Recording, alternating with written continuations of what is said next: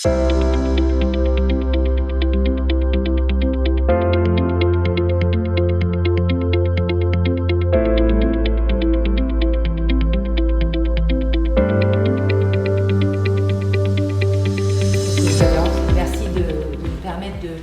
un petit peu ce qu'on fait dans le champ du service de santé au profit de la prévention, et là en parlant essentiellement de la prévention de la santé psychique et notamment de la santé psychique en lien avec le stress. Alors pourquoi est-ce qu'on s'intéresse à ça particulièrement nous dans l'unité dans laquelle je travaille et au profit des armées? Parce qu'on a des militaires qui s'engagent en bonne santé et que notre mission c'est finalement de les renvoyer, de les amener jusqu'à leur retraite ou à leur vie civile dans le même état que leur état d'engagement malgré toutes les contraintes et tous les stresseurs qu'ils rencontrent.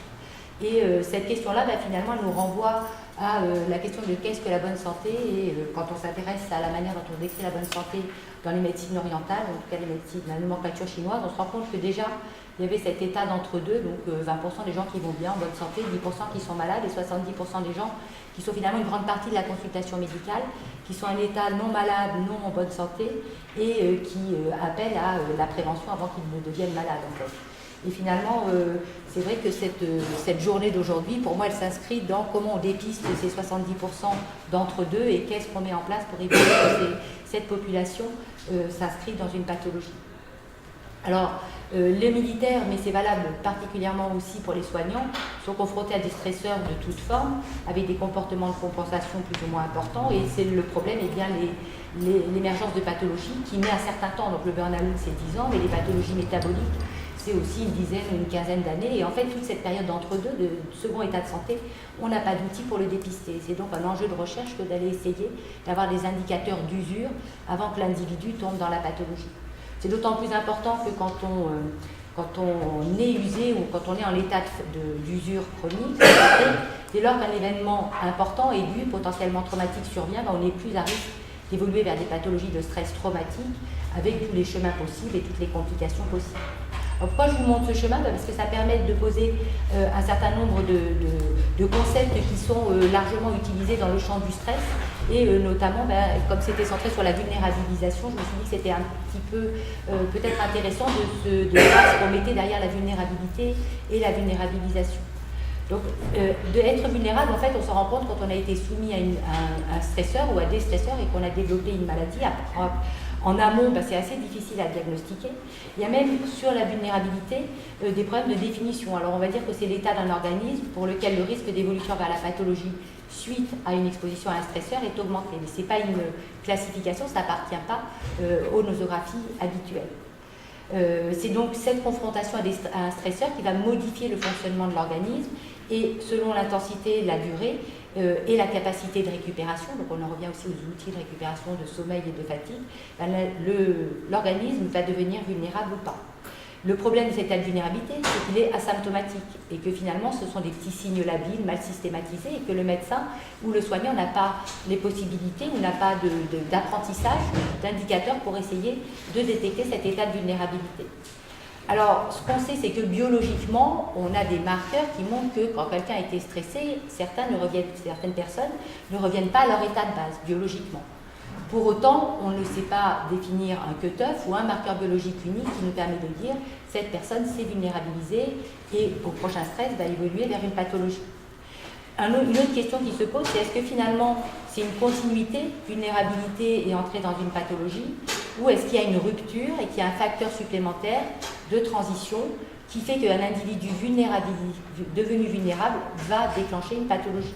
Ce qui est certain, c'est bien qu'il faut une mise en tension du système pour que se déclenche la pathologie. Donc vous voyez là qu'il y a tout un enjeu de recherche qui nécessite de suivre des cohortes. Alors on ne peut pas stresser les gens éthiquement, mais pour autant chez l'animal, on a des modèles qui permettent d'essayer d'identifier des marqueurs de vulnérabilité en amont et d'essayer derrière de voir si on peut revenir à un état antérieur, ce qui n'est même pas certain.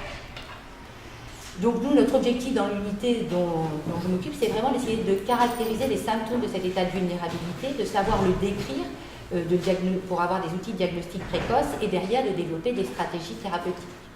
Alors dans ce cadre-là, on s'intéresse effectivement à la prévention primaire et aussi à la prévention primaire, notamment des soignants. Et dans le cadre de la prévention primaire, même si on ne sait pas développer des outils de vulnérabilité, on s'appuie sur une méthodologie qui est effectivement basée sur les données probantes et qu'on appelle l'evidence-based prévention, dans lequel en fait il faut vraiment poser d'abord la population à laquelle on s'intéresse. Donc si on travaille sur les soignants, on ne travaille pas sur des militaires non soignants. Dans cette population, définir la maladie d'intérêt, celle pour laquelle il y a un risque d'évolution. Et par rapport à cette maladie dans cette population, c'est l'identification des facteurs de protection ou de risque qu'on va aller chercher pour derrière regarder parmi les outils existants comment on peut les adapter pour aller cibler les facteurs qu'on a mis en évidence. Donc c'est une méthodologie qui est recommandée, ou en tout cas qui est décrite dans la littérature. Alors nous, on essaie d'avoir, et pour vous finalement vous montrer un petit peu ce qu'on fait, on s'est intéressé au risque de troubles de stress post-traumatique dans une population particulière, celle des personnels de secours et de santé en montagne. Et effectivement, dans une première étape, on a essayé d'avoir la prévalence de ce trouble de stress post-traumatique qui est dans cette population spécifique et de mettre en évidence, avec un regard plutôt holistique, psycho-socio-biologique, des facteurs de risque et de protection.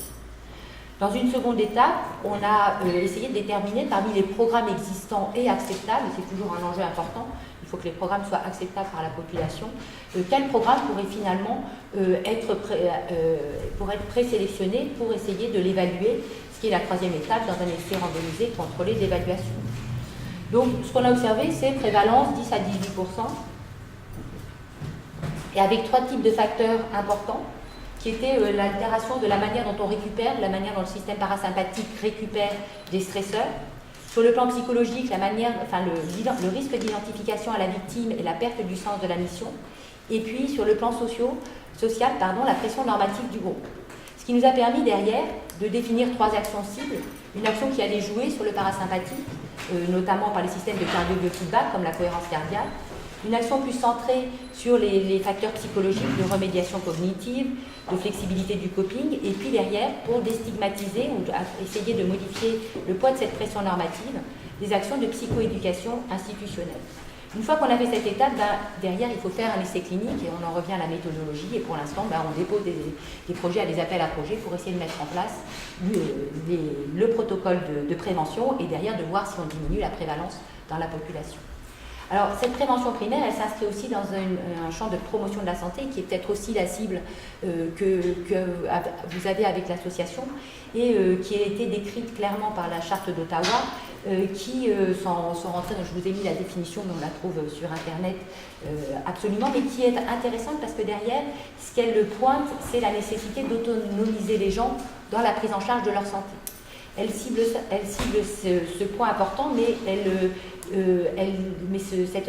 cette autonomisation des gens s'inscrit dans une approche beaucoup plus globale qui est à la fois à partir de la santé de la population, des caractéristiques individuelles, mais qui va jusqu'au contexte législatif de promotion de la santé. Donc la prévention primaire n'est qu'une partie finalement de la promotion de la santé. Il y a 5 axes d'action qui sont prônés, qui sont décrits dans cette charte d'Ottawa.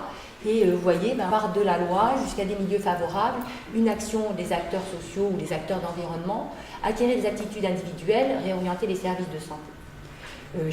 Pour chacun des problèmes, c'est ces 5 actions qu'il faut espérer mettre en place, ou en tout cas sur lesquelles il faut agir. Alors dans le service de santé, notamment une structure du service de santé qui s'appelle le CESPA, travaille particulièrement sur l'acquisition des aptitudes individuelles dans des besoins spécifiquement militaires, comme la prévention du palu ou les conduites proactives de vaccination. Donc en ciblant le fait d'acquérir ces aptitudes individuelles, à modifier sa prise en charge de sa santé, en étant bien un acteur de sa santé, et c'est vraiment le cœur de la promotion de la santé. Comment on développe l'empowerment ou la capacitation d'un individu à prendre en charge sa santé. Donc ça se passe par des ateliers très pragmatiques, du coup ça s'oppose concrètement à cette campagne de prévention du cancer du sein qui vous dit si vous savez, vous pouvez. Là, la notion, ce n'est pas le savoir qui fait changer les choses et qui nous donne du pouvoir sur la maladie, c'est bien le fait de comprendre des choses et de se les intégrer, de les assimiler, qui fait que potentiellement, on va pouvoir modifier ses comportements. Et donc, ce sont des ateliers pragmatiques où on fait réfléchir les gens, on met en commun des représentations de façon à faire émerger quelque chose qu'on espère efficace pour changer les comportements des gens. Alors ce changement de comportement, et c'est ma dernière diapo pour ne pas être trop longue, ils sont théorisé en psychologie avec un certain nombre de modèles. L'idée, c'est d'essayer de comprendre comment on acquiert une motivation à changer un comportement, comment on va agir pour le changer et comment on va maintenir ce changement. Donc c'est des phases qui sont extrêmement importantes et qui s'appuient sur des ressources individuelles et notamment une ressource d'auto-efficacité, c'est-à-dire qu'il faut avoir confiance ou développer une confiance dans l'efficacité des actes que l'on fait. Alors je vous montre juste le modèle APA, mais il y en a beaucoup d'autres, qui dit finalement il faut travailler sur l'auto-efficacité d'action à partir du moment où on est motivé pour agir, une auto-efficacité de maintenance des outils ou des actions qu'on a planifiées pour changer un comportement de santé, et derrière récupérer dès lors qu'on est dans la région. Alors nous, notre cible, c'est pour essayer de changer les comportements de santé, on se met un petit peu en amont, et ce qu'on travaille particulièrement, c'est notamment le développement de la pleine conscience. Donc pour ceux qui ont fait l'atelier de pleine conscience, cette aptitude à être dans le moment présent. Alors on travaille sur l'intérêt de la pleine conscience et son développement, notamment chez les jeunes étudiants en médecine. C'est une étude qui a commencé il n'y a pas très longtemps, pour lesquels en fait on espère qu'avec ce que développe la pleine conscience, finalement on puisse agir sur l'ensemble des phases ou des process qui rentrent en jeu pour modifier les comportements de santé. Donc pour l'instant, on en est à identifier l'intérêt de la pleine conscience sur des comportements de santé et après mettre des programmes en place pour voir si justement on renforce dès que c'est les étudiants en médecine, dès le départ des études de médecine, ces comportements de santé. Alors le problème des programmes de pleine conscience, et là finalement c'est un autre enjeu de la prévention aussi, c'est qu'en général, les programmes sont longs et demandent une pratique informelle importante et que dans la vraie vie, les gens ne font pas. Le programme ABO est très extrêmement efficace. Les gens ne font pas quand ils vont bien parce qu'ils pensent à autre chose et quand ils ne vont pas bien, ils n'ont surtout pas envie d'aller bien.